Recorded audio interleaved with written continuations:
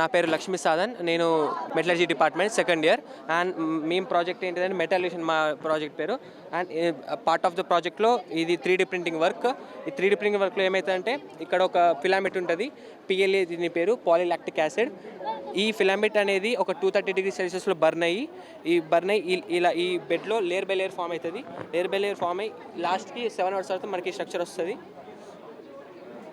This structure will get after 7 to 8 hours.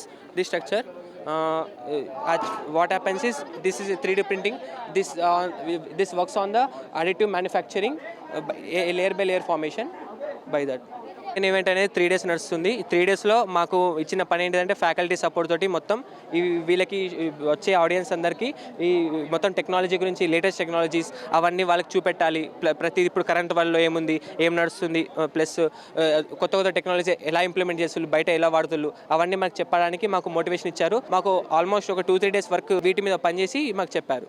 Audience actually చాలా participate చేస్తున్నారు. మేము expect చేయలే ఇంత వస్తారని.